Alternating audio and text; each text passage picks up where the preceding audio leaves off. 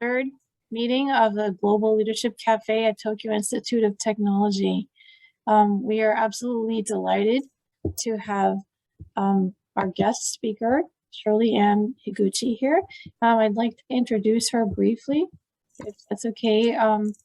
We met a couple years ago before the pandemic when Ms. Higuchi was in Japan for various reasons, and she is actually the legal head of the American Psychological Association, and she's also a lawyer, obviously, and the chair of the Heart Mountain Wyoming Foundation. And she'll be telling us a lot about that today, but it's kind of keeping alive the history of the Japanese American incarceration during World War II. So she'll be talking to us about her book that she published recently called Satsuki's Secret, and also her, what is it like to be a leader, and in so many different realms of her work. And so I don't want to say too much. I want to just hand it over to Shirley Ann Higuchi, and thank you so much for being with us today. Thank you very much for having me here today. And essentially this presentation is somewhat complicated in my history, because I'm going to talk a little bit about my childhood, growing up in mostly a white and Black community in Ann Arbor, Michigan, and then talk about the evolution of becoming a true leader and taking ownership of my vision, which is telling the story of the Japanese American incarceration. And I don't know if many of you are aware of this, and I have a copy right behind me in the bookshelf, but I did write a book about this, Satsuki's Secret, Heart Mountain and the Legacy of the Japanese American Incarceration, which really goes into a lot of detail about my family's experience being incarcerated in the United States of America. And then how I learned from that, even though I was too young to know, I wasn't even born yet, but I learned from that experience through my exploration to becoming more holistic in my thinking as a leader in this country. So before we get into the more detailed background of that experience, I would like to show you a short film. And essentially this film was created with the help of my cousin, Vanessa, whose mother was born at Heart Mountain, born in a prison camp. That's kind of a very strange feeling to know that you were born behind barbed wire. So I hope you will enjoy the film, but the purpose of it is to give you some background on what the Japanese American incarceration experience is all about. Okay, if you're ready, I'll start it. Yeah? Okay. Okay, here we go.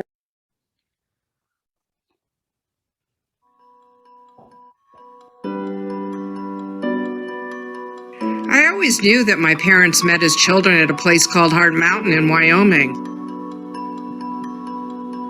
And my mother, Satsuki, always called it a place of love. It was only after she died, however, that I learned the truth. Heart Mountain was a prison. 14,000 Japanese Americans were incarcerated there during World War II for the crime of looking like the enemy.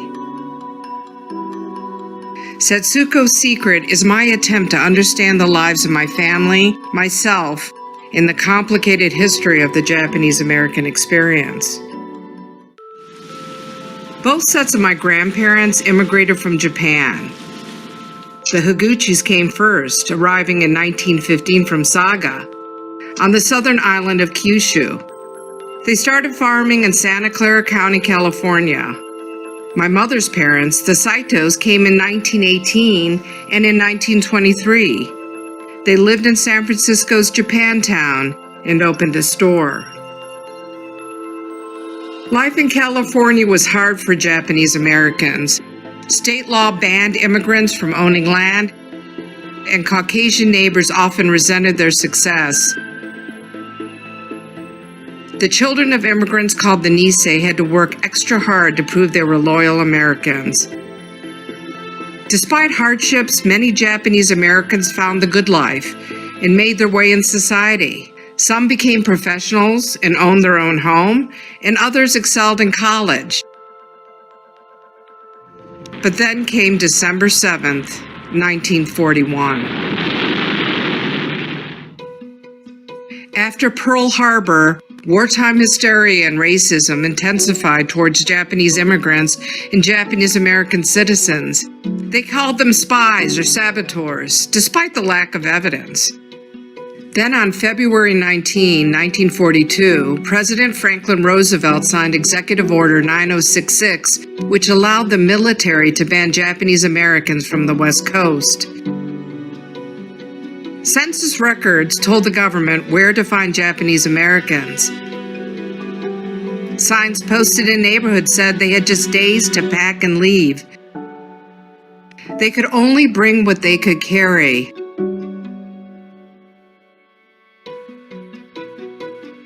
My family was issued a duffel bag with their name and number stenciled on the outside. Shikata ganai, some said, the Japanese term for "it can't be helped." There was little resistance. They were first sent to assembly centers, which were temporary concentration camps on converted fairgrounds and racetracks. Some families slept in horse stalls and were forced to live like animals. This lasted a few months. Then the prisoners rode on a darkened train to one of the 10 concentration camps scattered across the U.S. My father remembers peering under the window shades to see where the train was going. My family was sent to Heart Mountain Relocation Center in Wyoming. Many prisoners wept when they saw their new home surrounded by barbed wire and guard towers. Wind and dust swept through the tar paper walls. The barracks had no running water, the bathrooms had no privacy, and the mess hall food was terrible. Summers were sweltering and winters were brutal. The prisoners repeated another term, gaman, which means endure. In spite of this treatment, many incarcerees yearned to serve the country that imprisoned them. They enlisted in the army and fought bravely in Europe and the Pacific. But others stood up for their rights. More than 80 men at Heart Mountain resisted the military draft as long as they were prisoners. They were convicted and sent to federal prison. The rest of the Japanese American community shunned them for decades. My parents and grandparents spent 3 years behind barbed wire.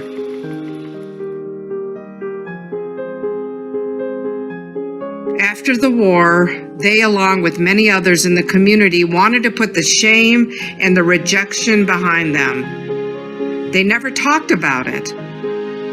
My generation, called the Sansei, could not understand why.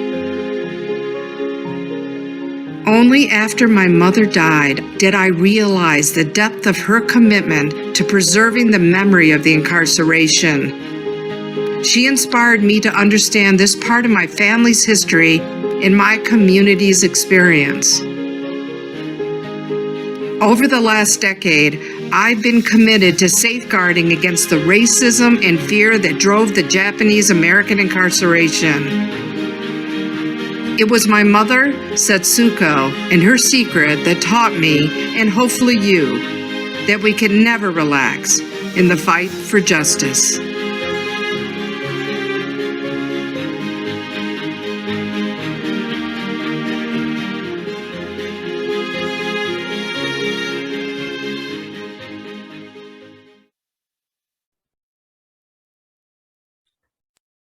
Okay, well, I think that film gave you some background on the Japanese American incarceration experience and how it impacted my family. And what you might find is striking is my parents were just children when they were taken from their homes in California. And, you know, you think about the need for imprisonment and incarceration, what kind of, you know, you have these American children who have Japanese faces, and you kind of wonder what kind of, you know, problems could they create? So there really wasn't a lot of justification, but I'd like to start with a PowerPoint to help outline some of the steps that we will take to explain this leadership origin story of mine. This is the cover of my book, Setsuko's Secret. And I encourage all of you, it's available on Amazon, and you could buy it in our bookstore if you get on our website, www.heartmountain.org. But it's a comprehensive historical narrative that will be used in classrooms, but also many women are interested in reading this book because it is a woman's story. It's a story of a woman finding out about her history and what had happened to her family. Next slide. So today's session is going to be focusing on the early part of my life, and then we'll have a quick Q&A and maybe a quick break if people have to use the restroom. And then the third part, we'll be talking about the Sance Effect, the multi-generational trauma that I had experienced. I didn't even realize that because of my parents' incarceration, that trauma had actually passed down to me, and I didn't even realize it. And by the way, when you don't realize those problems historically, you end up having health problems. And I ended up getting really sick after my mother died in 2005, because your body doesn't really understand what's happening. So I want to talk about that a little bit. But that was a breakthrough period for me, where I was able to become more holistic in my thinking. And I think that when you're more holistic in your thinking and more complete as a person, you're able to be a better advocate and leader for the mission that you are taking on. And then we'll have the Q&A session at the end. Next slide is, okay, this is just basically starting off on the early life. So we'll go to the next slide. The one before that. There we go. Okay, so I want to ask the audience what you would find unusual about this photograph. And maybe you have to live in the United States in the 1960s to understand that. But if you look at this family, and by the way, that's me in the middle with the little gingham dress and the collar, you would think, oh, this is an all-American family, except for the fact that we have Japanese faces, right? I mean, you look at my brother on the right-hand corner, and I know this is a black and white photo, but that's a red, white, and blue sailor suit. And then look at my mother's hair and her jewelry, and my father's crew cut. And then look at my brother to the left. By the way, part of the multi-generational trauma that I'll talk about affected my brother on the left. He ended up dying tragically in a mysterious car accident when I was 26 years old. So I will get to that discussion later. Next slide. So when I said to you that I grew up in Ann Arbor, Michigan, and this was taken in the 1970s, that all my friends were either black or white. And I say that to people and they go, oh, come on, you must have had some Asian friends. And I'm like, well, look at this photograph. I mean, look at this photograph. I mean, I'm the only Asian cheerleader here. And there are blacks and whites. And I don't know if you could see in the background, but it's mostly predominantly white people. And I can't explain to you, and well, maybe many of you are very international people, right? You're visiting from different countries or wherever, but to be the only Asian person with all your student friends being black and white, you wonder, where do I fit in? And I think in some ways it distorts your image a little bit.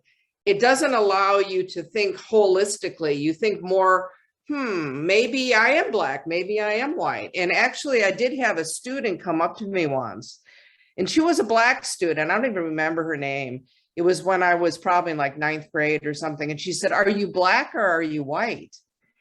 And what I said, well, is in the summertime when my skin gets dark and my mother perms my hair, I'm black.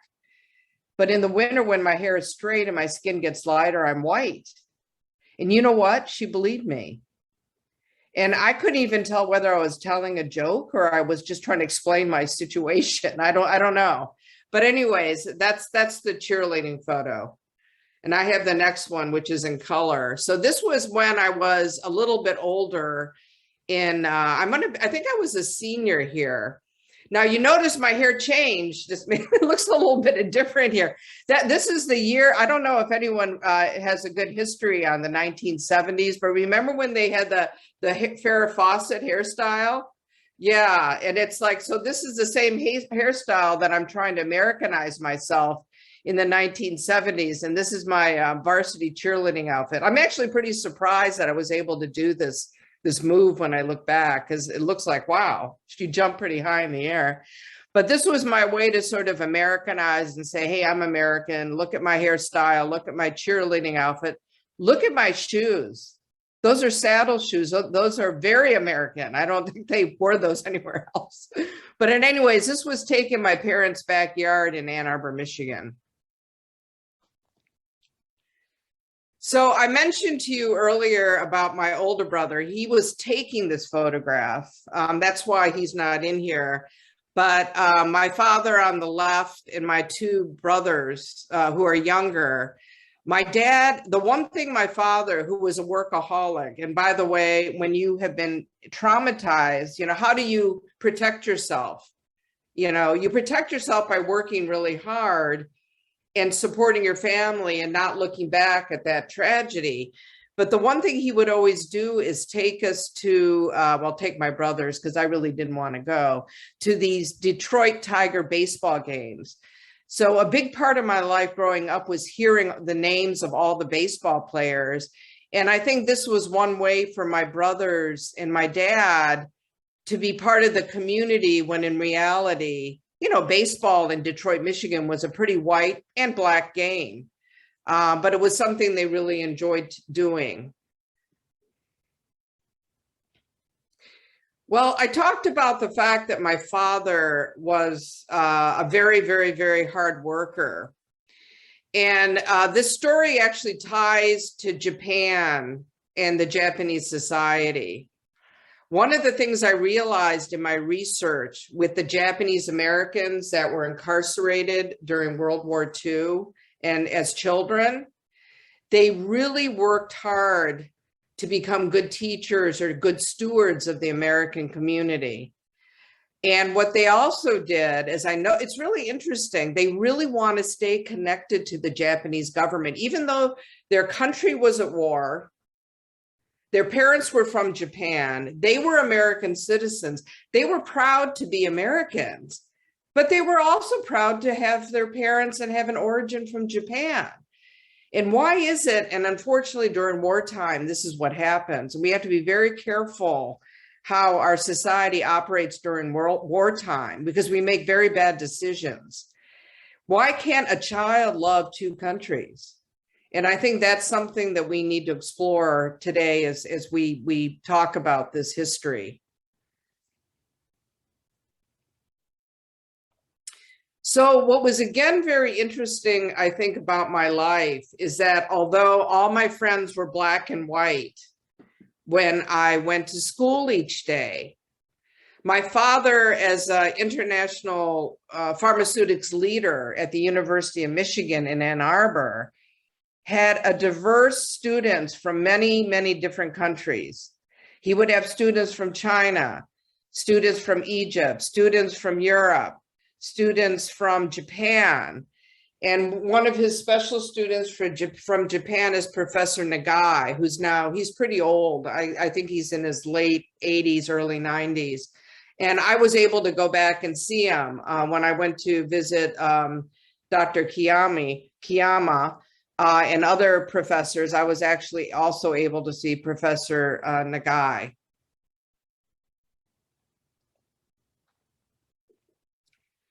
So when you have a very diverse kind of scholastic academic surrounding through your father and parents, but yet you're the only Asian with Black and white students. You know, life becomes more complex and in many ways very brilliant as well.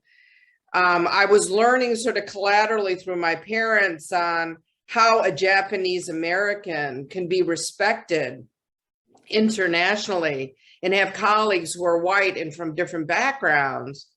Yet when I went into my school system as a high school student in junior high, it was hard to emulate that experience as a child, right? Because my father had already made it. He was head of the department. He was a professor. People respected him. So his ability to move through his academic career was very different than how I was moving through my high school career. So one of my first realizations did happen when I went to Georgetown Law School when I started there in 1981. They had, can you imagine as a lawyer in Washington, D.C. today, but also back then in law school, they never talked about the unconstitutional suspension of life, liberty, and the pursuit of happiness in the U.S. Constitution in law school. I mean, now today they do talk about famous cases where they challenge the incarceration as being illegal, but there was no course in 1981 at Georgetown Law School. So I don't know why I did this, probably because I didn't know what else to write about. I wrote a story about the Japanese American incarceration, and I find it interesting that I used the term incarceration back then in 1981 and not internment. Internment is a term they use in the United States that sort of makes it sound like it's not too bad, but it's not an accurate description. Really what happened to the Japanese Americans is they were incarcerated illegally as prisoners. And that's really what this was. But the US government, you know, like probably any governments, right? They sanitize these war crimes because they don't want to look that bad. And I consider the Japanese American incarceration experience in the United States a war crime.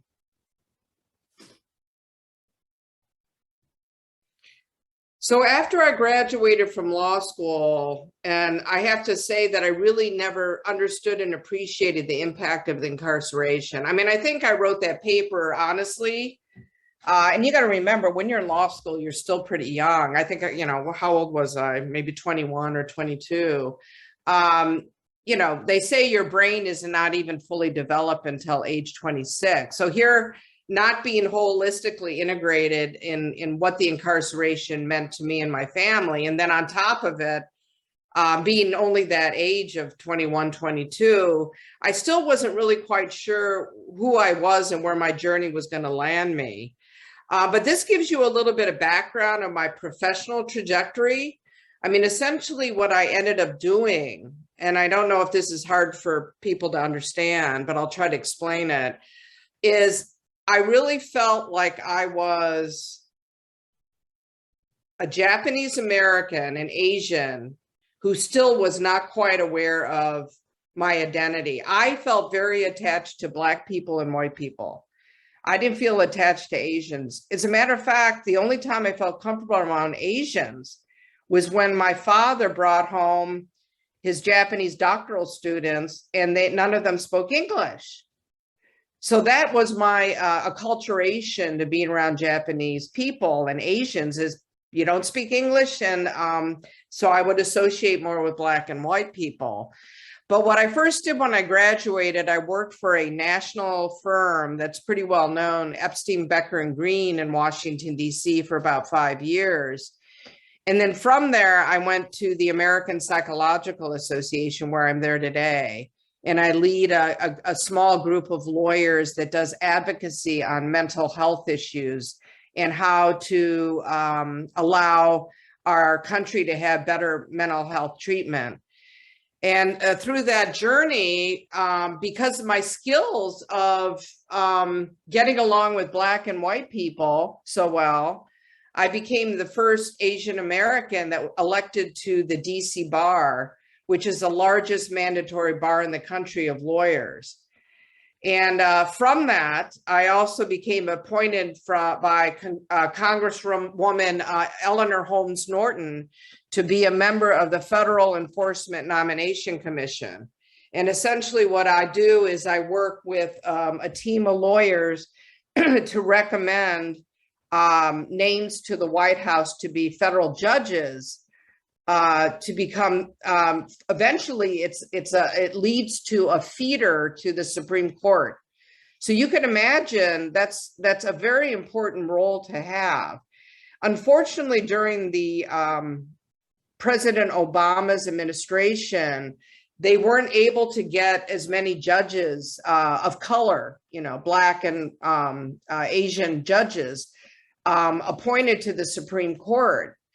Remember Ruth Bader Ginsburg didn't want to retire, and unfortunately she died when President Trump was in power. So things got really messy, with the Supreme Court.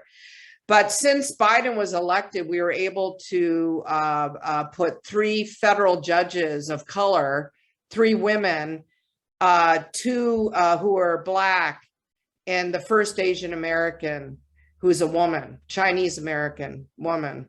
So that experience for me has been a very proud moment for me in the last couple of years.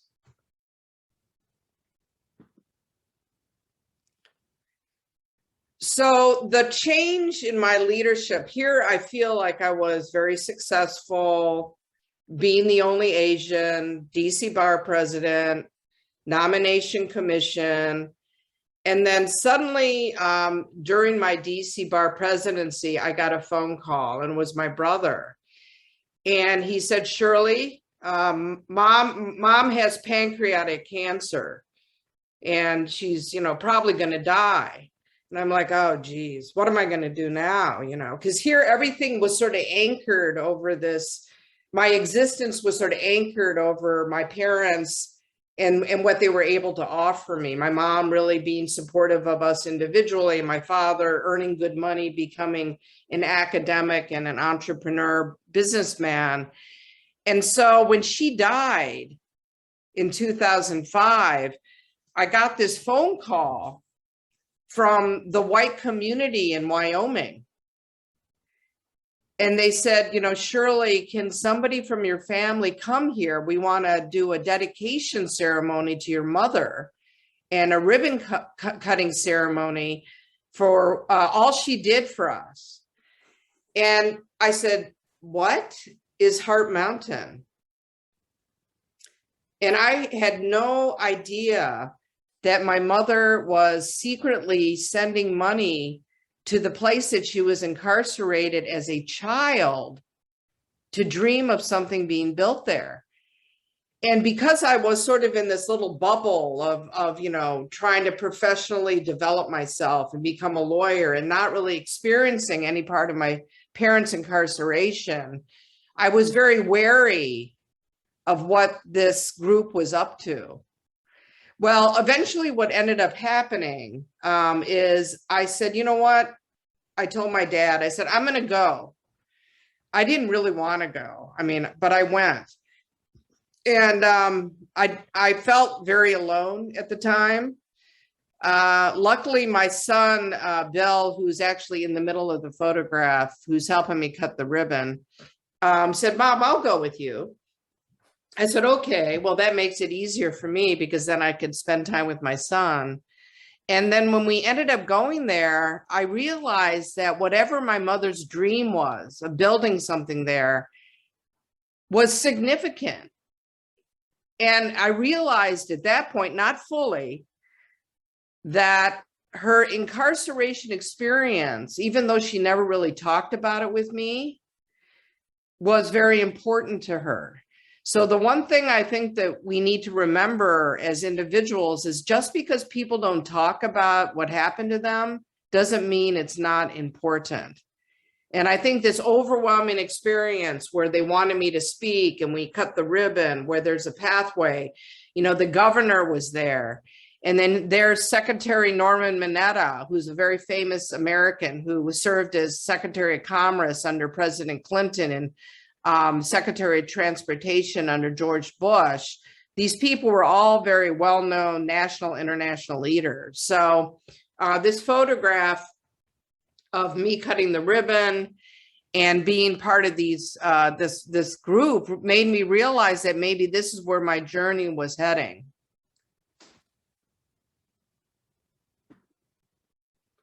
Okay, well, I think what we could do is open up the screen and then have a Q&A, and people should feel free to show their faces and ask questions if you have any.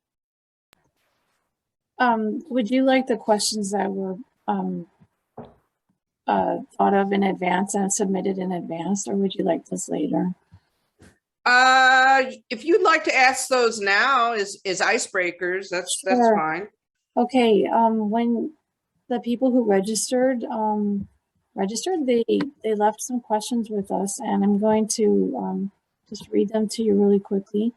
Mm-hmm. Okay, so question number one. With the current situation of COVID-19 pandemic, we have heard several events related to Asian hate. How do you deal with this situation? Well, I think the question is, how do I deal with it individually, and how do I deal with it as a leader in the Japanese American and Asian community? You know, interestingly enough, I'm in Washington, D.C. right now. You know, I think where I feel relatively safe, I live in Northwest Washington, which is a fairly affluent community. I would say, you know, there's increased Blacks in this neighborhood, predominantly white, you know, some Asians, but you don't get looked at funny because you're an Asian, and in at least where I live in Washington, D.C. However, during the pandemic, I got stuck in Salt Lake City, Utah, because my father, his second job was being chair of the pharmaceutics department, and my father is now 90. So out of safety reasons, I stayed with him for 6 months in 2020 and 6 months in 2021. So Salt Lake City is in Utah is a red state. It's very white and very conservative in some ways. Not everywhere, not necessarily in Salt Lake, but the whole state. It's very white and Republican. A lot of Mormons too, but you know the Mormons are actually really nice. I would say that I would go in and out of the grocery stores pretty quickly. I mean, I wasn't looking for a fight or anything. You know, I would go in, do my grocery shopping, go home. And I had a very small community in Salt Lake that I felt very comfortable with, you know, that I could relate to. But I'm very, I would say that part of my historical trauma of being Japanese American is I'm very defensive in my approach. I'm always looking around. I'm always looking behind me. I keep my distance. On the other hand, it's interestingly, I'm not afraid of Black men, but I am afraid of groups of white men. You know?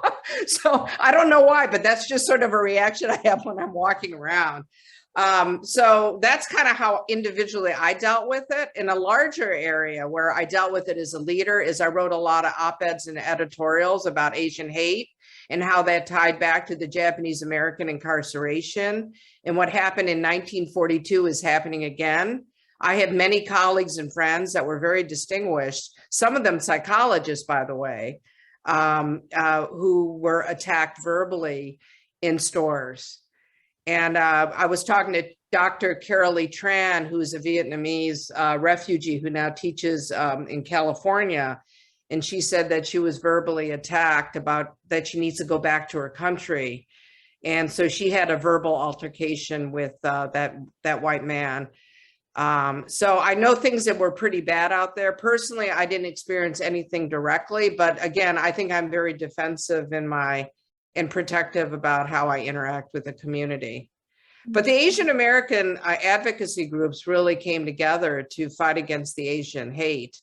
And really the key to successful advocacy is all Asians need to be concerned about this. This isn't a Japanese American issue, a Chinese American, a Korean, a Vietnamese. This is an American problem. and probably an international problem where we constantly have to marginalize people when our communities get distressed. That's the first thing people do. They always go for the lowest, the lowest issue to attack people on at that time. So it's one thing to just be aware of when things get tough. Thank you. Timbete, you're here today. Do you want to ask your follow-up question yourself? You can unmute yourself and maybe show your face. I'm not sure how to say your name. Sorry, I will ask later. Sorry. Oh, okay. Is it okay if I read it out? Yes, please. I will ask the follow-up question. Okay, so she's asking, after understanding your family's and relatives' history, how did it affect or shape your professional life? Well, I think I went through that pretty carefully, I think, in the first part of my presentation. Okay.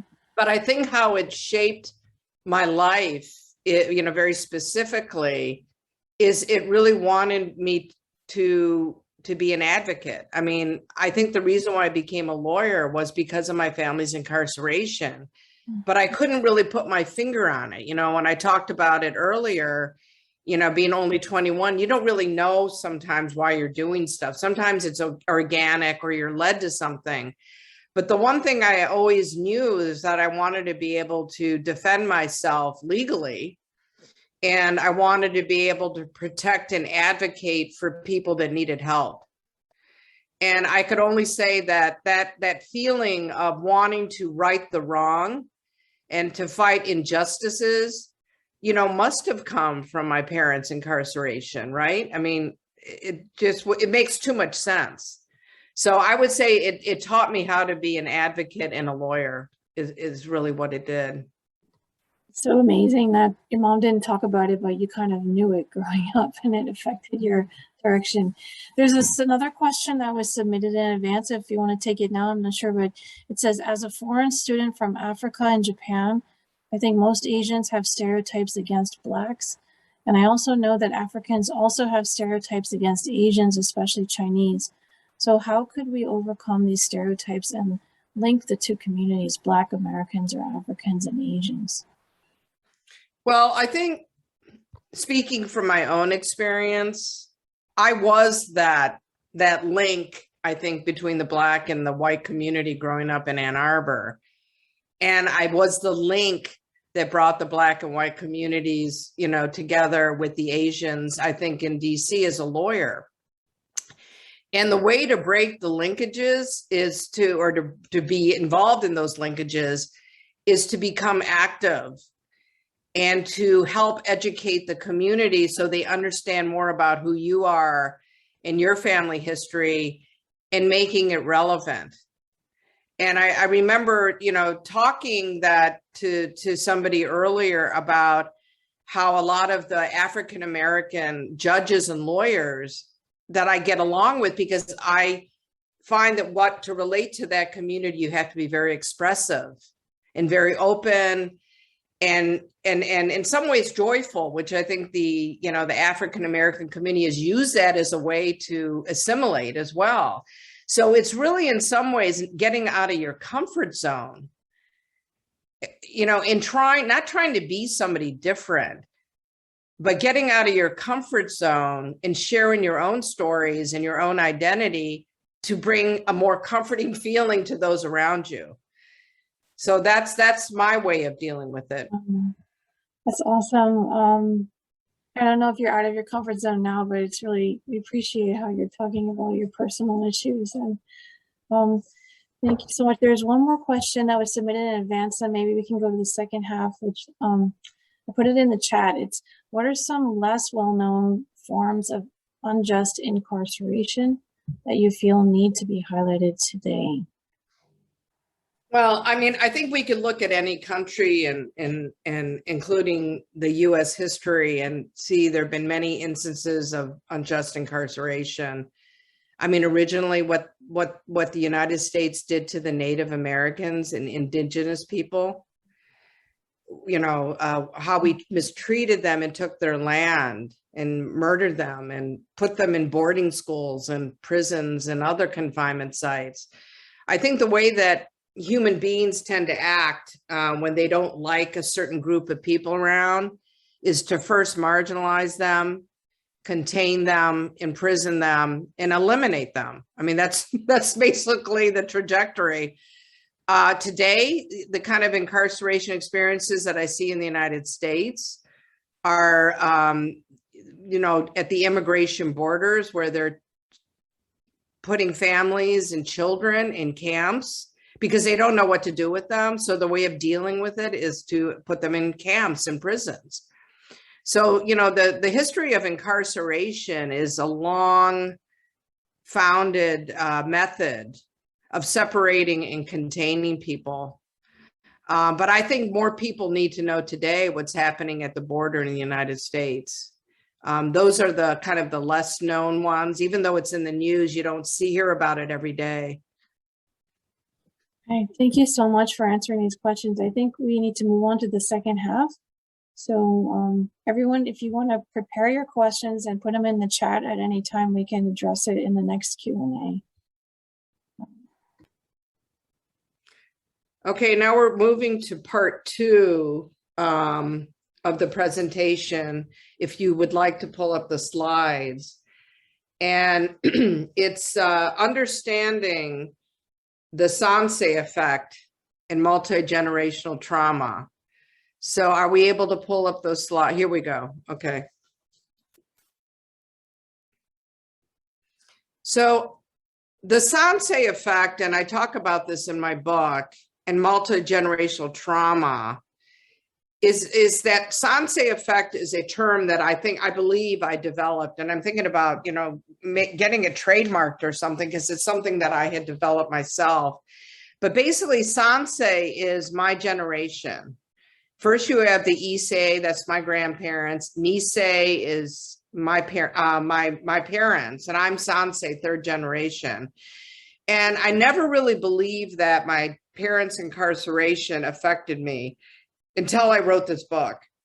And by the way, when you write a book about yourself and you write a book about your family's experiences, it's a lot like being in psychotherapy for people that are psychologists or know mental health issues. You're really talking about why you are the way you are based on what you experienced in your childhood.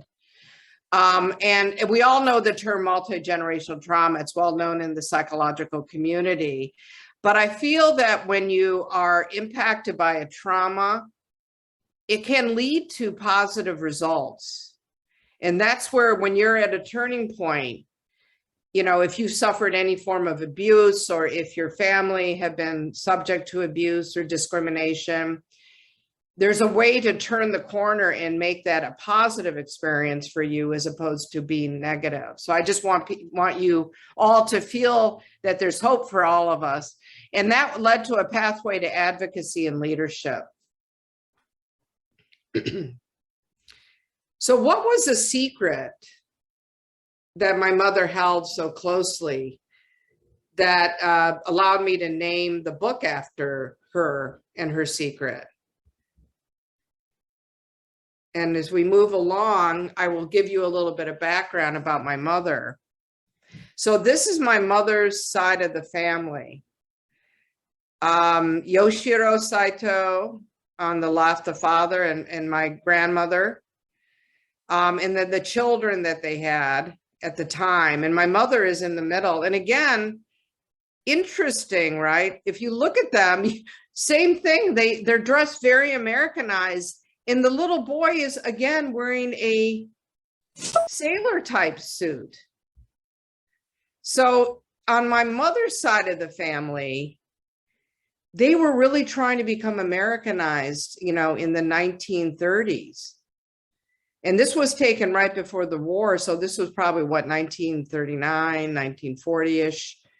And like my brother, Ken, who was killed in the car accident I told you about at age 26, or I was 26, he was 28 in California. Taisho actually also died in a car accident. He was in another weird, mysterious car accident.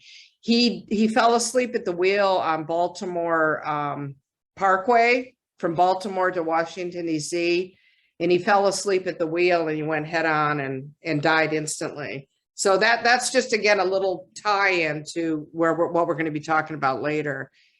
But I really like this photo because it's the family looks so beautiful. But anyway, so they lived in Japantown in Little Tokyo. And as you could see, the cars, very old fashioned, 1938 style here.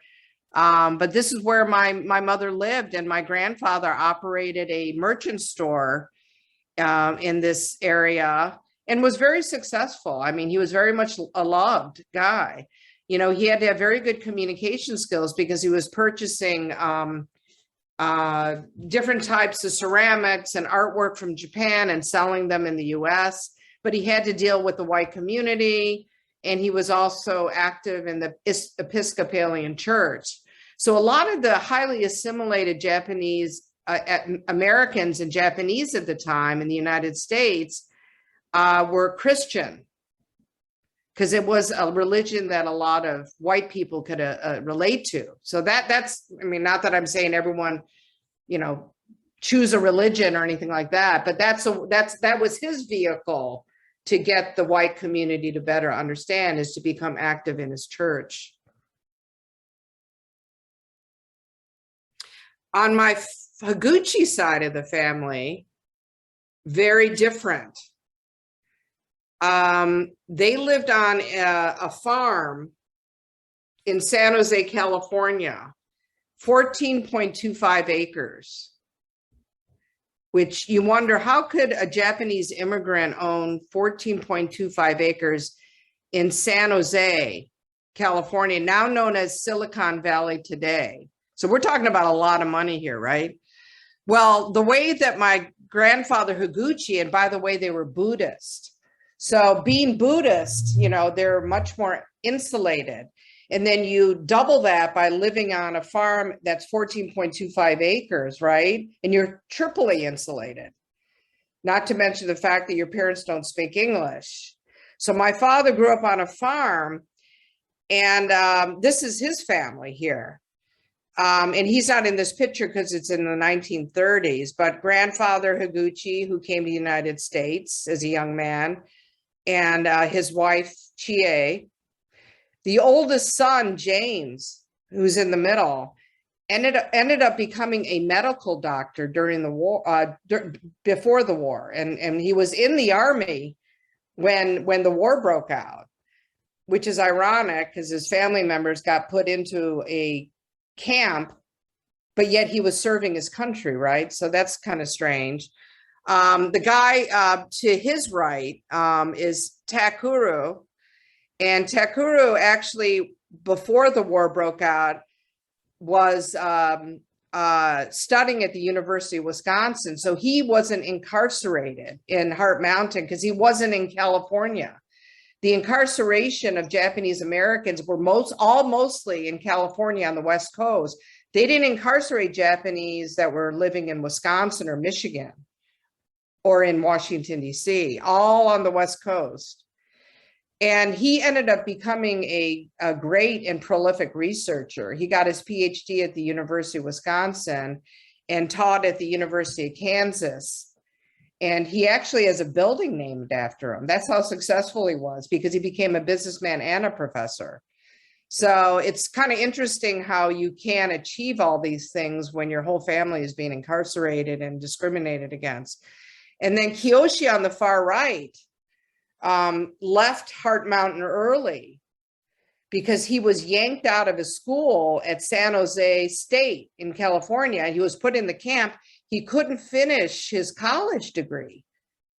So he was able to leave camp early to go to the University of Utah to finish his undergrad.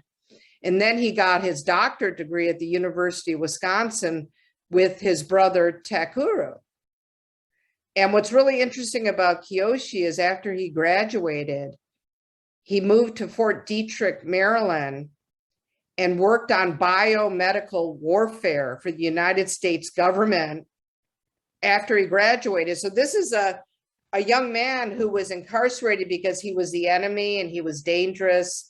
and he was not trustworthy, and yet they gave him a job where he's working on biomedical warfare. So this is what's ironic about, the United States and other countries where they, mistreat people. They end up using them for positive things later when it's convenient. So I thought that was a kind of a weird history. But in any event, if you look at the photo below, and I'm sort of sorry it's so fuzzy, that's Kiyoshi on the far right, who was living with his with my father, and that's my father holding the toy gun. But the children that are in the middle are Mexican children. So my father was fluent in Spanish growing up because the only friends he had were Mexicans living on the 14.25 acres, because he was so insulated. His only friends were really the friends he played with in his farm. And then when he went to school, but when you go to school, it's a very narrow perspective, but he's playing and living with Mexican children. So my father was fluent in Spanish before the war. And then after the war, when he was incarcerated with other Japanese and Japanese American children, he was fluent in Japanese.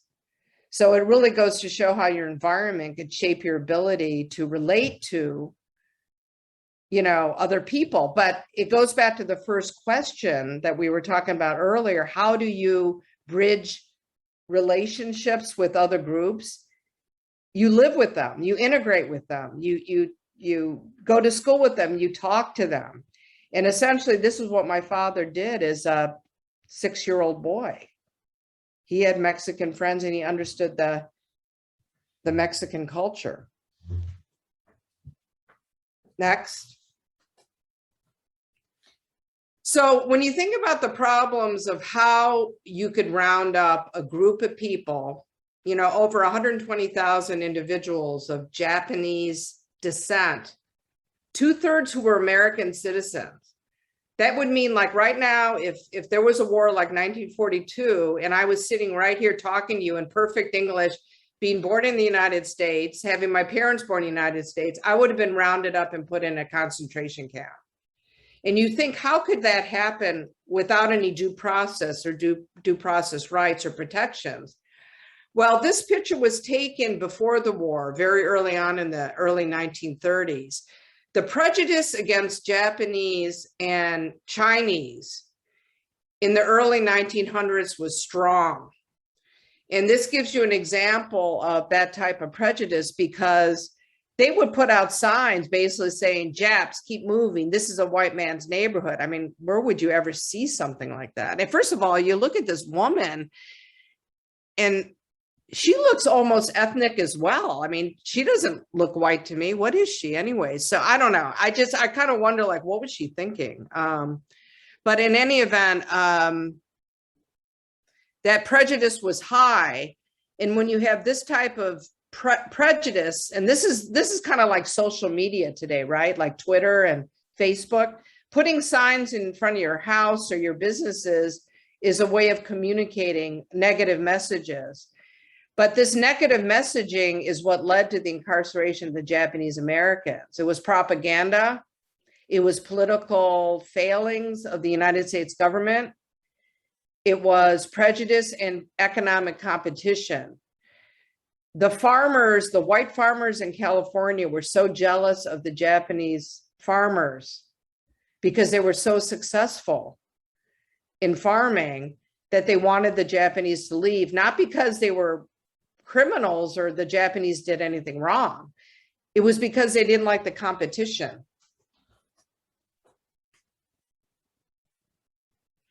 So the big trigger that caused the Japanese American incarceration was the bombing of Pearl Harbor, December 7th, 1941. And I think when the Japanese bombed Pearl Harbor, that's when everything, no pun intended, but everything blew up. Everything blew up all over. I mean, I think that was the last straw, I think, for the United States government to say, you know what, we got to go really tough, not only on the Japanese, but also with anyone who seemed Japanese or looked Japanese or is Japanese, even if it was like 1/8 blood. You didn't even have to be 100% Japanese. If you had 1/8 blood on the West Coast in California, you were put in a prison camp. And this was done by the stroke of a pen. And if for those of you who have been monitoring politics in the last 4 or 5 years in the United States, you know, presidents, and President Trump did this a lot. He always wanted to sign these executive orders. And executive orders are the ability of the president of the United States to suspend constitutional rights due to wartime crises or wartime necessity. And essentially what President Roosevelt said was, I'm going to round up all Japanese people of all Japanese ancestry, no matter if you're American citizens, by using this executive order because it's for military necessity, which was completely unfounded. He got very bad reports from his advisors that the Japanese Americans were very dangerous.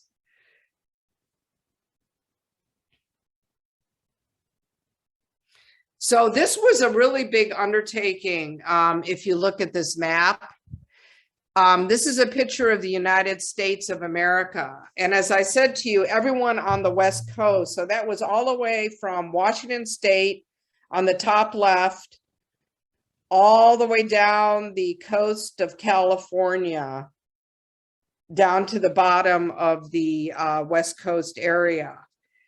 And essentially what they did was they set up these 10 major camps. You know, Heart Mountain, you could see right in the middle in Wyoming, Minidoka in Idaho, Topaz in Utah, Grenada, all away from the West Coast line. And, you know, essentially that area was called the exclusion area. As you could say, it says exclusion and there's that black line. That was where Japanese and Japanese Americans could not live. So they all had to move inland in these camps. They had smaller camps all around the country, as you could see. Fort Missoula, Crystal City in Texas, Leavenworth, you know, all these smaller camps. And that's where a lot of the Issei were taken, the Issei men that the government viewed as being dangerous because they wanted to kind of separate the fathers from the children and the mothers to break up the community. So if you figure, if you take away the leader of your family and the mother and the children are put in these camps like Heart Mountain or Minidoka or Topaz, essentially what that does from a psychological and sociological perspective, it really breaks down the community. So the community in the United States, if you're Japanese and Japanese American, is so weakened, you have no ability to advocate or protect yourself. But my parents were at Heart Mountain and right in the middle there. And there were over 10,000 Japanese Americans that were incarcerated there for 3 or 4 years. So I talked about my Uncle James before, and this photograph was taken in 1943.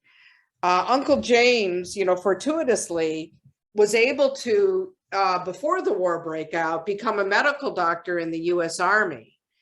All the while where my grandfather and grandmother are still operating that 14.25 acres in San Jose. But the way that they were able to own that land, and I think I brought this up with you before, is because Japanese immigrants were not allowed to own land in the United States back then. So how did they own that 14.25 acres? They had their American sons own the land. So James actually held the title to the 14.25 acres with his brother Kiyoshi. And poor Uncle James, you know, he was stationed in California before the war, but when his family was put into the Heart Mountain camp in Wyoming, he was forced to, he was transferred, I should say. He wasn't forced because I guess when you're in the military, you're transferred. He was transferred to Fort Chaffee, Arkansas. And I don't know if you're familiar with the United States, but it's on the other side of the map in the South. And while he was stationed there in 1943, he was forced to sign the papers to sell the family farm. Because, you know, if my grandparents were being put in Heart Mountain, who was going to take care of the 14.25 acres? And they were very worried. So they sold the farm at pennies to the dollars and at a major loss. And for those of you who are aware of what 14.25 acres, how much that would cost today, we're talking millions and millions and millions of dollars. I mean, I think one time we said it would be like worth 25 million today or something. So that was a pretty major loss. But I think the worst part of this experience is he was in the Army fighting for the US government. Can you imagine fighting for the country that you love and then you're forced to sell your land because your family's getting put in a camp just because they look like the enemy? So that was a very damaging part of my family's history. And this is the paperwork that he had to sign. And you could tell that the deed of the land was in the name of my Uncle Kiyoshi and James. You know, interestingly, you could tell by the names that the woman who signed, the woman and man, obviously, that sold this to my uncles. This was back in, geez, when was this? 1980. Well, you could just tell that the people, I guess, were involved in all of this were white. So it was kind of interesting that these two young boys were able to own this land. And I think Kiyoshi and James at the time, they weren't even old enough to drive a car when it was put in. So it's interesting that you're able to own property as children for your parents. But anyway, I just thought this document was really interesting. So when my grandparents and my parents were taken as children from San Francisco and San Jose, the first thing that they did with the Issei and the Nisei was put them into assembly centers, which were essentially racetracks. I don't know if you're familiar, but there's a Santa Anita racetrack in California. They quickly threw together, you know, barrack housing and needed a place to put the Japanese before they actually built their final home at Heart Mountain. But you could tell it's a racetrack because you could see the horse ring in the front part of the photo. And behind that racetrack is where they built these makeshift barracks that they put the Japanese and Japanese Americans in. So after spending several months incarcerated at the racetrack, they had to board a train and were moved to Heart Mountain, Wyoming, which was like a 2-day train ride. I mean, it wasn't easy. And people actually died on that train because it wasn't the kind of trains that you have nowadays, right? When you get to have a bathroom and water and food. It was pretty much one of those cargo trains that, you know, you transport cargo in. But this is where they ended up. This is Heart Mountain. And this is a government photograph. So they're going to make the photo look better than it really was. But even because they're making them look good in this photo, it still looks pretty bad, right? Like, you know, look at the barrack. I mean, they had some minor electricity. They had no heat, no running water. It was pretty much a shack in the middle of a dusty, very dry area. You know, although I must say that the Heart Mountain scenery is beautiful there, as you could see. So these are probably more realistic photos of Heart Mountain. And the reason why they're realistic is because these photos were taken by my father when he was only 11 years old. Now think about it for a minute. They're supposed to be prisoners. Who would let a prisoner take a camera and start taking photos in a prison? It doesn't make any sense, right? Again, another point that doesn't make any sense. So my dad had a camera because his, I think it was Uncle Kiyoshi or Uncle James, were able to visit them in the camp when they left Wisconsin, and Kyoshi went to University of Utah and then to Wisconsin, and then James was in the military. But they bought a camera and they gave it to their little brother, my dad, and then my dad started taking photos. So the right photo is of my grandfather Higuchi, and then the little girl is my Aunt Emily, who was only 5 when she was put behind barbed wire. But it's interesting, if you look at her face, and a psychologist, Dr. Satsuki Ina, said to me, if you look at your aunt's face, and by the way, she's going to be turning 85 in December, on December 9th, I'm going to see her. Doesn't she look kind of stressed out and upset? Look at her face. Look how she's holding her hand. I mean, she's only 5 years old, and you could already see the trauma developing at this time. It's interesting. And then if you look at the photo on the left, this was a photograph that my father took with my grandfather looking out the window of his barrack. And the only source of heat they had was a potbelly stove. And if you look, there's like plastic. I mean, the windows were pretty makeshift. But I often wonder what my grandfather was thinking at the time. Maybe he was looking out the window, wondering and thinking about what life would have been if he could keep his farm and he was back in San Jose, as opposed to being a prisoner in Wyoming. So I thought that photo taken by my father, even for my father at age 11 or 10 to take a photo of your father looking like this, must be traumatic, right? I mean, it's terrible. So we don't have any really good photos of the camp overall, depicting a lot of negative scenes.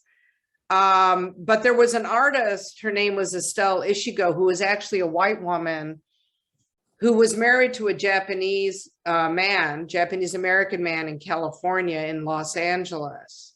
They had to get married in Mexico because it was illegal for Japanese to marry white people, or Asians to marry white people in the United States. So she loved her husband so much, even though she was, white, she said, well, I'll go into Heart Mountain because I don't want to leave my husband. So together they went into camp, and she became an artist who worked for the federal government, the War Relocation Authority. And this was one of her sketches. And it gives you a sense of how brutal the winters were in Wyoming at the time. And you need to remember that when the Japanese Americans that lived in California, they had very warm weather. They grew up in LA, San Francisco, San Jose, very warm, mild, weather. In Wyoming, in the winters, it could get like 30 below. And I think that this sketch that Estelle Ishigo drew kind of really depicts the desperateness of the Japanese gathering coal to try to warm their barrack during the winter.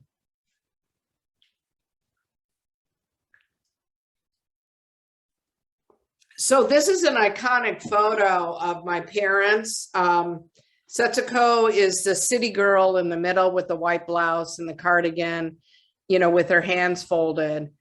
And then my father is to her right, wearing the farm work boots. But he seems like he's pretty well dressed too. It's interesting, they're both wearing white collared shirts with a sweater. I think that's interesting. And that they didn't really know each other at the time, right? But the teachers, for some reason, put them together in the front of the photo because I think they were the two most presentable children. Again, this is a government photo, right? It's taken by the government officials of the children prisoners. So they're trying to make them look as normal as possible. But my mother and father really didn't know each other here. They were just forced to sit next to each other. And what I find interesting is that my mother, who's a city girl from San Francisco, looks pretty sophisticated, given the fact she's in a prison camp and it's the 1940s. I don't know how they were able to get their hair to look like that, but a lot of the girls back then had perms, permanent, like curly hair. I think my dad just had thick hair. I mean, and he was a good looking boy, as you could see. What I find very interesting is when I was looking at his war relocation file, his prison records, he was applying to leave early to go live with his brothers in Wisconsin. And the staff person, the individual doing his evaluation to leave camp, had commented that my father was, quote, an unusually good-looking boy, which I feel, again, inappropriate, right? I mean, do you go to school and do you have your professor writing an evaluation telling you how good-looking you are? I don't know. I just thought it was kind of strange that being good looking has any bearing as to whether you should be able to leave a prison camp or not. So anyways, this is an iconic photo. It's hanging in our museum. If you visit our museum, you'll see this photograph. And this is a larger picture that shows the entire class. And you can tell that there's sort of a variety of the way that these children were reacting to their incarceration. You know, my father and mother are looking straight ahead, but half of them look like they wish they weren't there, or they want to get out. Some of the kids look a little, to me, neglected and disheveled.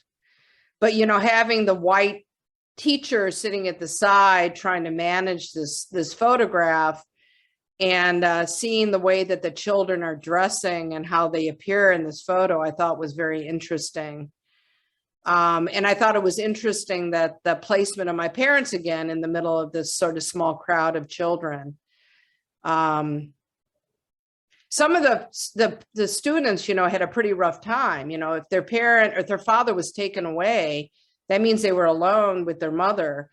And in one instance, Raymond Uno, his father, who was a World War I vet, actually had a heart attack and died in camp.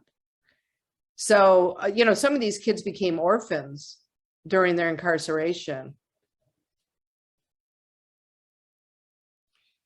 So I talked to you about the Sance Effect. And if you read my book, chapter 14, I do talk about the multi-generational trauma and the model minority that was hoisted on the Japanese Americans while I was growing up. So this is my mother on the right, and on her left is Kathleen, who was born at Heart Mountain. So this was probably, if I were to guess, this photo was probably late 1940s, 1950s, you know, maybe while my mother was attending college at the University of California in Berkeley. It was certainly taken before I was born in 1959. But again, I think it's, you know, the smiling faces, looking attractive, assimilating and moving ahead. And if you look at my mother's face, you know, she's probably dreaming of a better life, right, since her incarceration. And some of you asked me, well, why did your mother never talk about her incarceration experience? Because it was a way to move ahead and to put that trauma behind her. So the secret about my book is the fact she never talked about her incarceration experience. Kathy never really talked about it until now. Now my Aunt Kathy is now on my board. She's actually going to be 78, I think, or she just turned 78. Now she talks about it all the time. And, you know, part of that is because it's important for this community to have permission and to feel accepted. And I think that acceptance of today, of talking about what happened in 1942, is part of that healing process. And I was just told right now that this photo was taken in the 1950s. Probably earlier 1950s, though, because I was born in 59.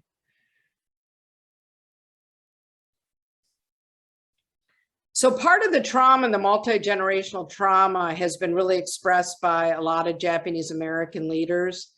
This is Dr. Satsuki Ina, who's a psychologist. She taught in California at one of the universities in California. And she's a former incarceree as well. She was, I think she was only a couple of years old when she was incarcerated at Tule Lake Camp. And this was one of the worst camps in the United States. I mean, all the camps were bad. They were all prison camps. But Tule Lake was particularly bad because that's where they put all the bad Japanese, you know, the ones that wouldn't go and fight on behalf of the country, you know, the ones that were leaders in the community, like Buddhist priests, or had some sort of power. And her father was one of those individuals, and he actually got beaten pretty badly in Tule Lake. And they had a jail within Tule Lake where they would actually they had a prison in a prison. So they would, you know, separate, they would take, you know, adults and families from Heart Mountain and put them in this camp. And then they would take the father and put the father in a jail within the Tule Lake camp.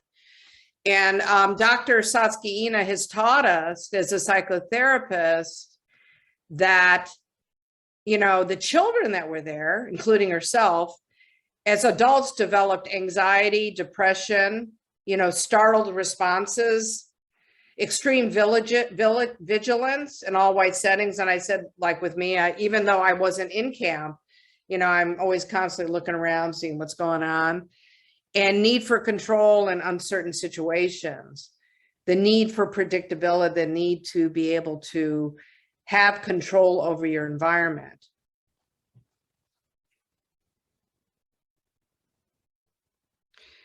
But the real striking, kind of sad, difficult story of a lot of these young Japanese American men, and I want to talk about these three characters for a minute. Raymond Uno, on the far right, was the young boy that was incarcerated with my parents at age 10.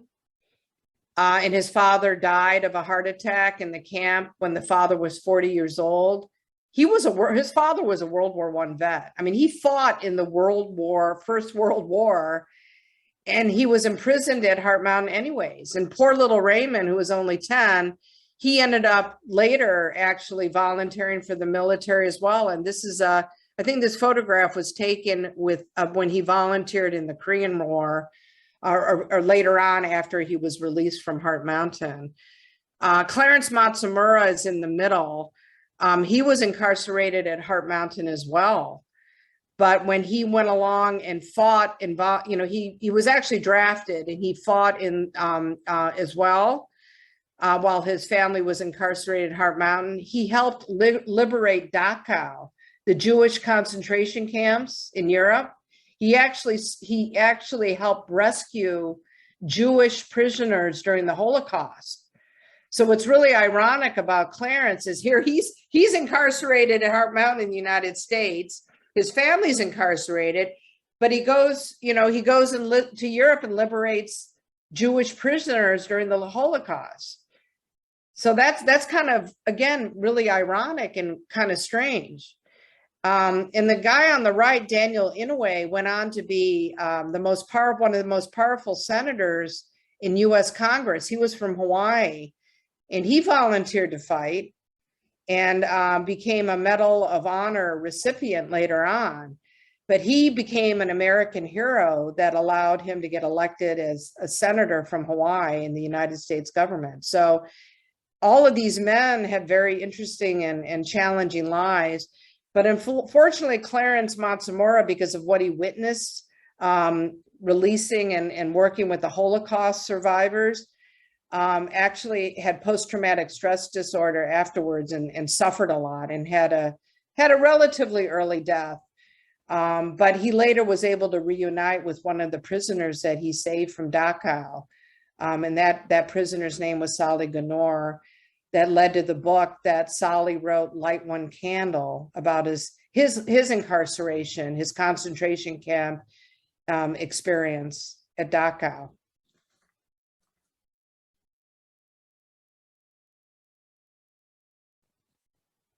And for those of you who are familiar, this is Norman Mineta, who was also incarcerated with my parents as a child. Look how cute he is. I mean, he was always smiling. He was even smiling when he was in camp. But he went on to be mayor of San Jose, California. He went on to be a congressman representing his district in Washington, D.C. He went on to be Secretary of Commerce under President Clinton and Secretary of Transportation under George W. Bush. But the thing about Norm that's so significant is that he has always been an advocate for all of the people. And during September 11th, do you remember when the United States was bombed at the Pentagon and they bombed the World Trade Center, the terrorist attacks? He really went out of his way to protect the Muslim American community. And basically at that time, George W. Bush, the president of the United States, said, "We will not do to Muslim Americans what we did to Norm in 1942. So this is an example again of where Norm, bridging his abilities to serve his country by being elected and working with different people across the United States, had the power to help influence how America treated Muslim Americans during 9/11 terrorist attacks. So I always see that as another lesson of learning that becoming a leader and sharing your story and your experiences can help save lives. So talking about my pathway to advocacy and leadership at Heart Mountain, and I'll try to move along on this area so that we have time for questions, because I know we've been on for a bit. This is a photograph of my entire board of directors and staff and friends at an event that we had in Salt Lake City, Utah. And it's really important for us to have really good relationships with the white community, but it's also important for us to really be supportive of our elders. And as you can see, many of the individuals that are in this picture, they're in their 80s and 90s. And in particular, the gentleman that's sitting on the far left is Takashi Hoshizaki, who turned 18 at Heart Mountain. He's now like 96 years old. He turned 18 at Heart Mountain.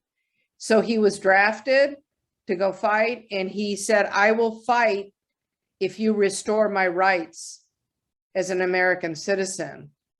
So he believes so much in telling the story of his resistance that he now sits on my board at Heart Mountain, and he's 96 years old. So I just think it's interesting how this mission of Heart Mountain is really a multi-generational mission as well, if you look at all the young people that are here.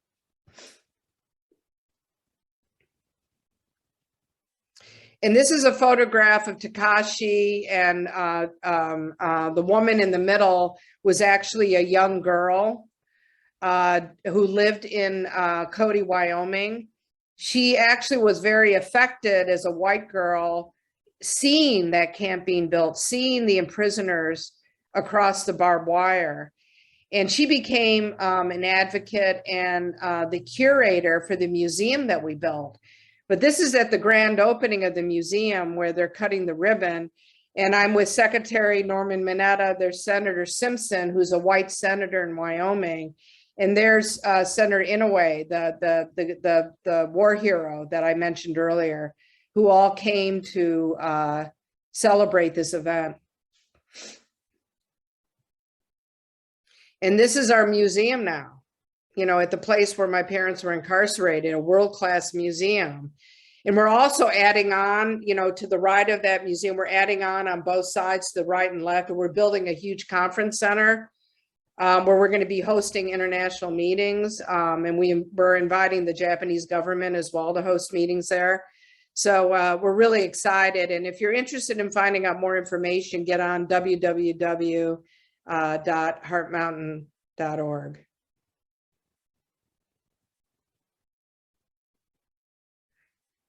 And these are some of the editorials that I've written. I talked to you earlier. Somebody asked the question, what kind of imprisonments are occurring that we don't know about? Well, I wrote this opinion about how children are now today being incarcerated on the border and beyond because they don't know what to do with these children.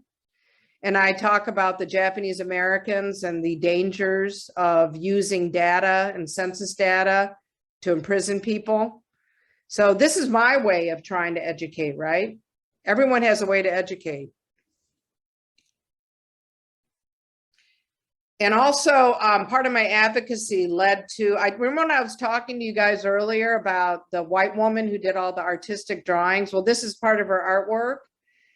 We found out that it was going to be auctioned off at a public sale in 2015. And basically what I said was, look, that artwork is public property. It's not something that you sell for money. It's the power of the place that she drew, and we need to get that artwork. So I hired a law firm in New Jersey, and we filed injunction papers, and we were successful in halting the sale of her artwork. And we have some of that artwork now at Heart Mountain. That happened in 2015. So the timeline of our advocacy to save that artwork is right here.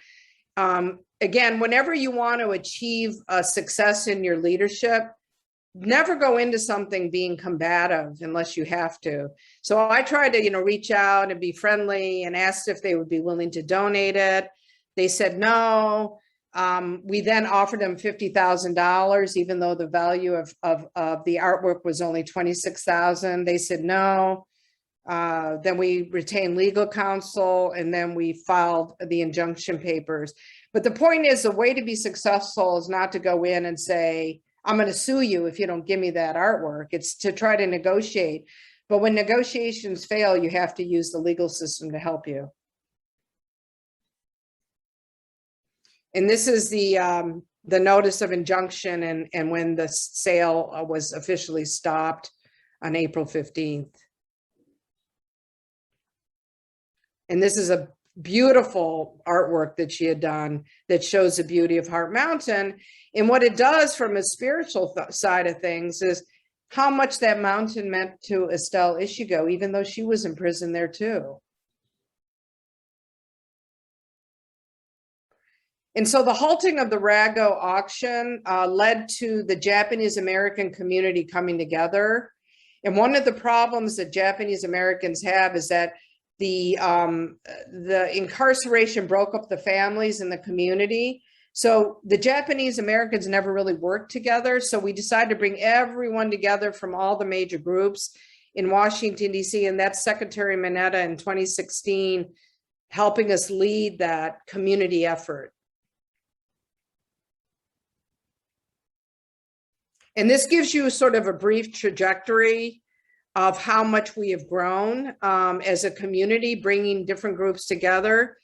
And today we're working together in terms of lobbying Congress, putting on programs, sharing ideas, and we have more than 60 representatives. I think now we probably have close to 80 working together to preserve the Japanese American incarceration story.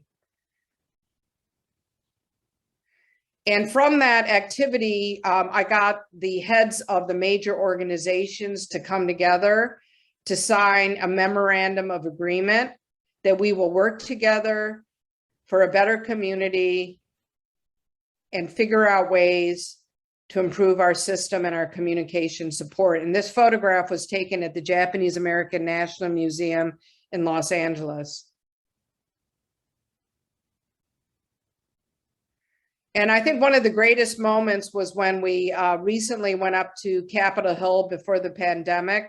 That's Nancy Pelosi with Secretary Mineta in the middle. I'm to his right. But we got some of the leaders all together and we visited Nancy Pelosi. And this is the photograph that we took in her office.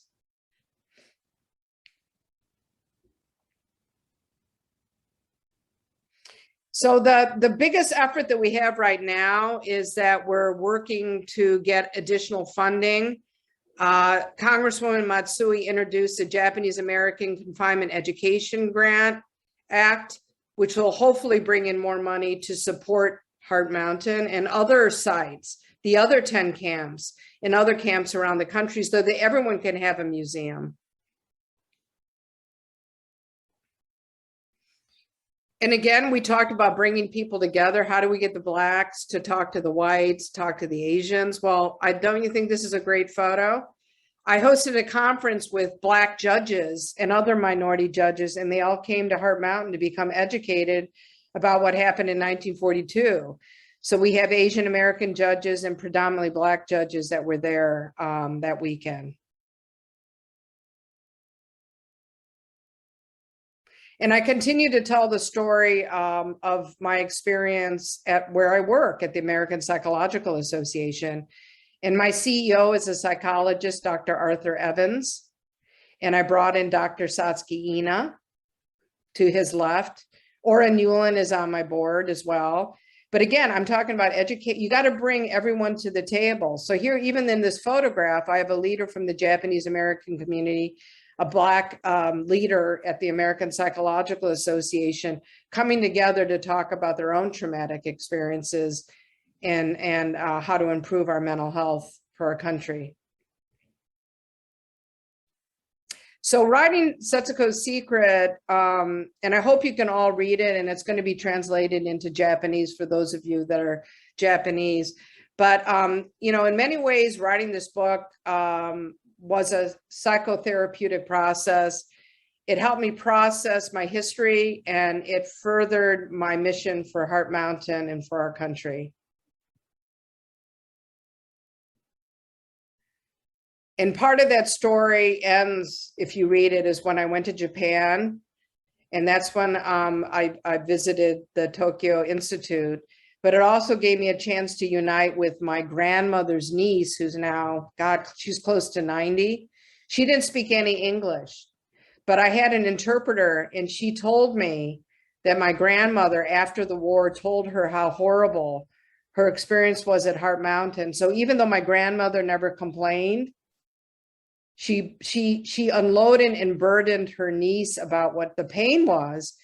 But what I find very funny is that I had to go to Japan and have a translator to find out how horrible and traumatic that experience was. Because this woman who speaks Japanese and not English was the one that carried the story of my grandmother's incarceration. And she told me through a translator about that experience. So we're now building the Minetta Simpson Institute that I told you, the conference center. And this is what's the most important part. We are going to use the incarceration experience and Secretary Norman Minetta and Alan Simpson, who's a Republican, and Norm is a Democrat, to try to work across the aisle and bring our communities together by using their experiences in the incarceration experience of what not to do during wartime crises. So again, I will continue to educate the world.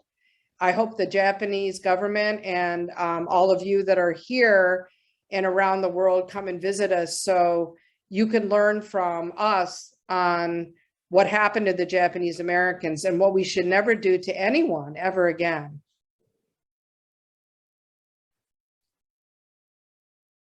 And as Norman Minetta talks about, this has been a labor of love for all of us that's been involved. And it's not about the past, but it's about the future, because we know that history will always repeat itself. And we have to draw that line and say never again.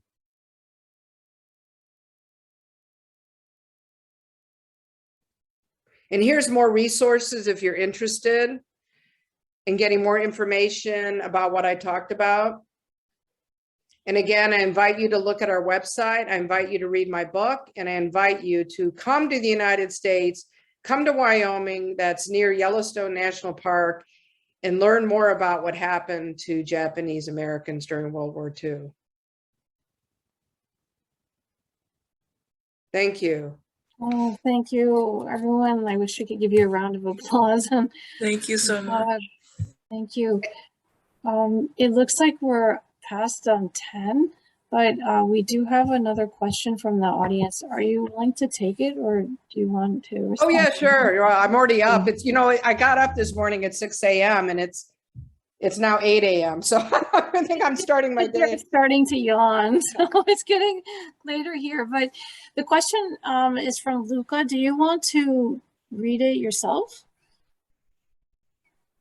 Yeah, I'm happy to do that. Can you guys hear me okay? Yeah. All right, wonderful. So my question for you is more related to the legal side of things. I couldn't help but sort of make the correlation between the events that have transpired at Bruce Beach. Maybe you know a bit about that, and how maybe similar they were to the circumstances that led to your family losing their 14.25 acres.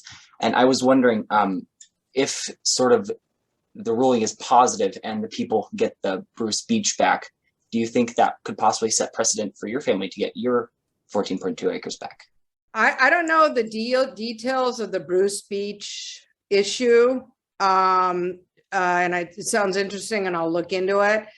But, I wish we could get the land back, but unfortunately, because the land was actually sold at pennies to the dollar, it was considered a legal transaction. So we couldn't get that land back. I've gone back and looked at the land, but I appreciate you bringing this up. The other thing I forgot to mention to you all, though, interestingly, is the family that bought the land, pennies to the dollar, were actually Italian. And Italy was at war with the United States as well. So it's interesting, the Japanese Americans got put in camps, but the Italians weren't.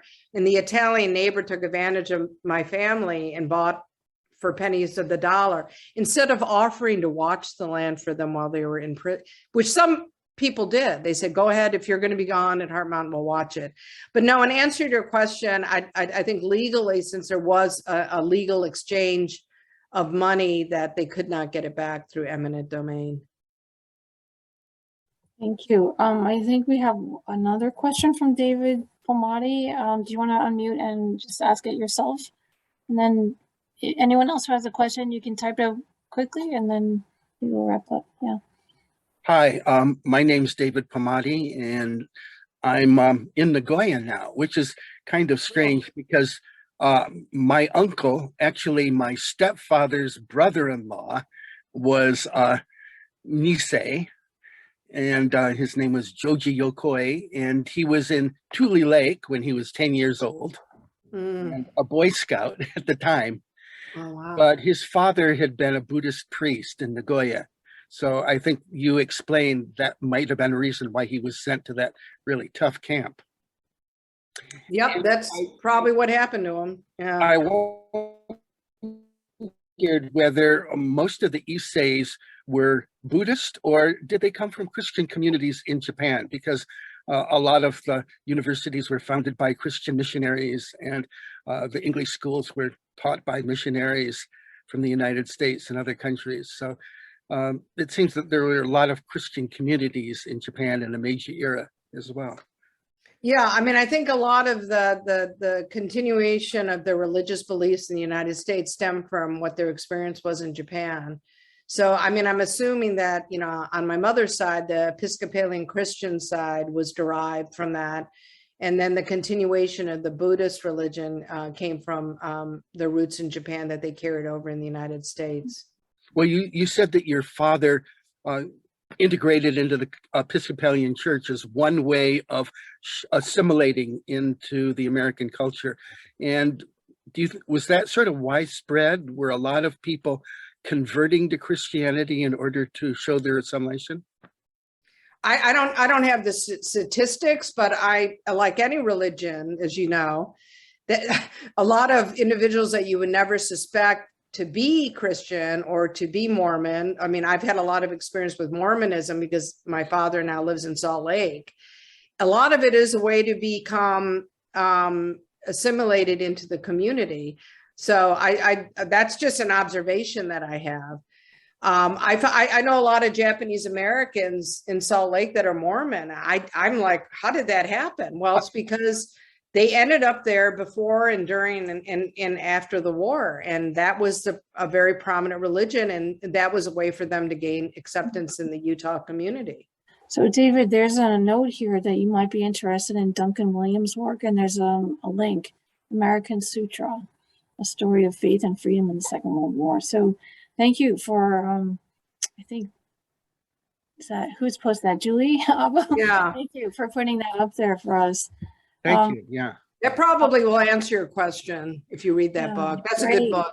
I just wanted to know from your experience in the Sance community, what happened to religion? I can see maybe an evolution from Buddhism to Christianity. What about Asian Americans now? Is there any pattern?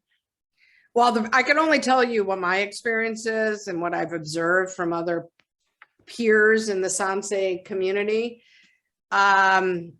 Like most people of my generation and the younger generation, you know, we didn't stay active in the religious circles. I mean, I wasn't Episcopalian or Buddhist. And I pretty much remember telling my mother in might have been like 1969 or 70. I said, I don't want to go to church anymore. She goes, okay. So. Okay, thank you. Do you have a moment to take one more question? Abdek has written in the chat.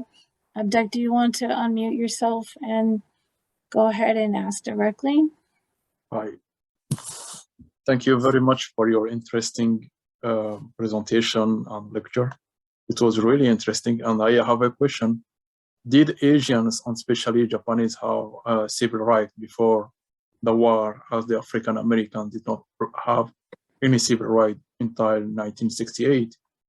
And my second question is, with the President Donald Trump, we saw that the stigmatization of Asian Americans had increased due to political dispute with China and COVID-19 pandemic. So do you think that a war between USA and China could lead again to the incarceration of Asian American, especially Chinese American? Thank you. That's interesting. Well, the first question, did Asians? No, we have to really give credit to Blacks, African Americans, for really being the ones that gave all minorities a voice in the United States. And that began with the civil rights movement in the 1960s. The African Americans have made a lot of sacrifices for everyone else in the United States, and they suffered much pain and death from that advocacy. So the Japanese and all Asians should thank the African Americans for all that. We didn't have that experience. And by the way, if we did fight back before the civil rights movement on what happened to the Japanese Americans, we probably would have all been shot. I mean, come on, what would they have done? I mean, really. And when you said with President Donald Trump, we see the stigmatization of Asian Americans and disputes with China, COVID, blah, blah, blah. So do you think that a war between the US could lead to, no, I don't think so. Because I think because of the work that we've done, because of the leadership that we have, I think because of the education of the American people, constitutional rights can't be usurped that way so easily. It's not to say it can happen, but I don't think it will happen because of the safeguards and the position that Chinese Americans now have in this country, in the leadership that we have in Congress. It won't happen again. But it could happen to another group, but not to Chinese Americans. Thank you very much. Thank you. Okay, this has been absolutely amazing. Thank you so much, Shirley, for sharing so much of yourself, and your leadership is just awe-inspiring. And like, it looks like nobody wants to leave. The whole group is kind of hanging on to your every word, but we're gonna let her go on with her day and let you guys get some rest. So we'll definitely be checking out Heart Mountain, and thank you so much for introducing all this to us today. All right, one more round of applause. Thank you. Have a nice day, everyone, or evening, and have a wonderful, wonderful, wonderful December and New Year. Thank you. Thank you. Thank you. Thank you so much.